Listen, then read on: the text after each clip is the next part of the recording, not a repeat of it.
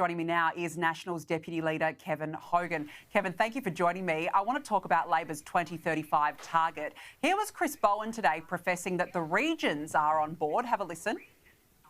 Farmers get it. The National Party doesn't get it, but farmers get it. Now, yes, are there issues around making sure community consultation is fit for purpose? Yep. Are there issues about making sure communities genuinely benefit from the renewables in their region? Yes. But this idea that somehow people who live east of the Blue Mountains support action on climate change and people in the west oppose it, it's just not right. It's just not true. I know the National Party doesn't get it, but their communities get it. So there you go, Kevin. The Minister thinks that the Nationals have no clue, apparently, what's going on in regional Australia. What's your response? Danica, if that wasn't so serious, it'd be a funny joke. I mean, Blackout Bowen, seriously. So, I mean, when's the last time you've seen him with farmers on the ground in a regional community? He doesn't. He does no consultation with this stuff. So, he's a joke, and what he just said was a joke. And the biggest joke, actually, I mean, I'm sure you saw this, Danica, yesterday. The biggest joke of all was the Prime Minister was asked quite seriously when he was announcing his emissions reduction target. He was asked by a journalist, have you done the modelling? What is the cost going to be for your power bill?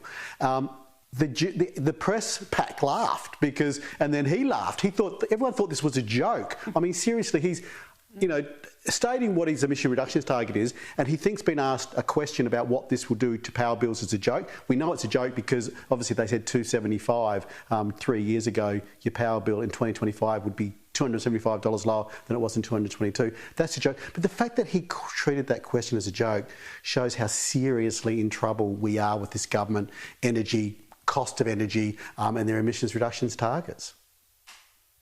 Yeah, when the Minister in charge of our energy grid thinks it's a laughing joke, we are in serious trouble, absolutely. Now, look, Susan Lee today maintained that the Coalition will not support the 2035 target, but maintains that the Coalition will not form their own position while it conducts this energy review.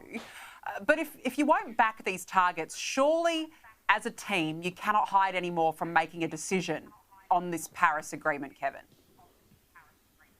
Yeah, and look, Danica, we don't want to hide from making a decision, and I know there'd be people, maybe yourself, who are frustrated that we haven't arrived there yet. But I think what happened yesterday is one of the reasons that we do need to do our review, because what we want to do, and as you know, Senator Matt Carnarvon is leading the review for us as the Nationals, because what we want to do is when we land on a position is explain exactly why, and when people say, well, what does it mean for power prices, we want to tell you. We want to be able to say what we think the government's policy will mean is this for your power bill, this is what it means for industry, this is why smelters and big manufacturers are asking for subsidies, X, Y and Z, and give a number. And if we say, OK, our plan is going to be different from Net Zero 2050, we want to have the cost analysis done. And I think that's important. I think it's important to say that with facts and figures, we're getting very serious independent analysis done on this, because we want to give the Australian people and the Australian voters the figures behind this about why we've done it. So I think yesterday highlights why the review is important, because they can't tell us what it means for prices. They can't tell us what it means for industry.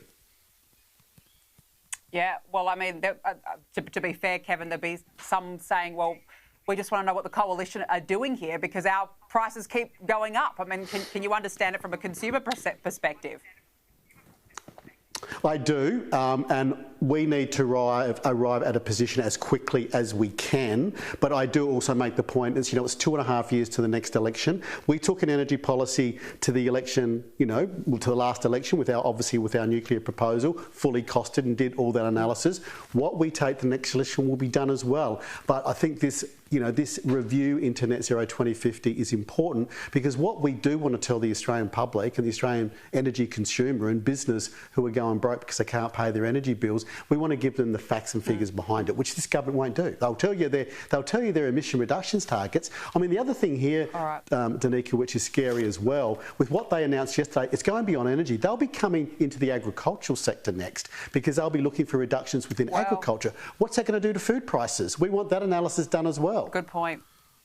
Yeah, no, look, it's a fair point. Kevin Hogan, we've got to leave it there. Really appreciate you joining me on the show. Thank you so much for your time this evening.